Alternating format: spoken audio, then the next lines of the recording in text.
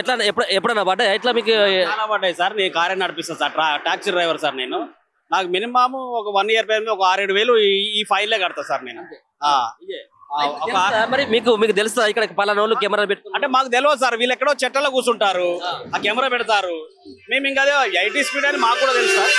80 speed అనే వస్తాము, కానీ అది అనుకోకుండా ఇట్లా డౌన్ లో పెట్టినప్పుడు ఏమైంది సార్, 80 కొంచెం దాటుతుంది. అది ఒక్క పాయింట్ సార్ దాటినా కూడా వీళ్ళు 1035 రూపీస్ ఫైన్ వేస్తున్నారు సార్.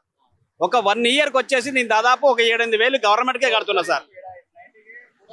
కాకపోతే ఇంత మంచి రోడ్లు వేసి, ఇంత హైవేలో ఇంత మంచి రోడ్లు వేసి ఈ 80 స్పీడ్ కాకుండా కొంచెం 100 స్పీడ్ అన్నా మినిమం పెట్టాలి సార్. అంటే వాళ్ళు కూడా అంటా ఉన్నారు ఎక్కువ స్పీడ్ పెడితే ప్రమాదాలు అయితే కదా, అందుకని 100 స్పీడ్కి ఏం కాదు సార్. 100 స్పీడ్ అంటే మామూలు మినిమం స్పీడే సార్. పెద్ద వెహికల్ వాళ్ళు 150 పోతారు, వాళ్ళు 150 పోయినట్టే బండి ఇట్లా బ్రేక్ మీద కాలు పెట్టగానే ఆగుతాయి.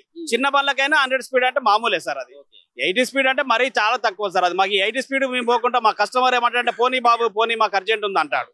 మీ ఎయిర్పోర్ట్కి అవి పోతుంటాం, అర్జెంట్ పోనీ బాబు అంటారు. వీళ్ళు ఎక్కడో చెట్లలో కూర్చొని మాకు కనిపించకుండా కూర్చుంటారు. మేము పోయేసరికి మాకు వచ్చేది 1000 రూపాయలు, 35 రూపాయలు మేము ఫైన్ కట్టాల్సి వస్తుంది. ఆ రోజు చేసిన కష్టం అంతా వేస్ట్ అయిపోతుంది సార్. అంటే ఒక్కొక్క వాహనదారుడు దాదాపు ఒక నెలలో ఒక 5-6 సార్లు ఫేస్ చేసి మినిమం మా టాక్సీ ప్లేట్ల మీద మినిమం గవర్నమెంట్ 10,000 కడతాం సార్. ఇంచుమించు సంవత్సరానికి 10,000 మేము ఫైన్లే కట్టేస్తాం.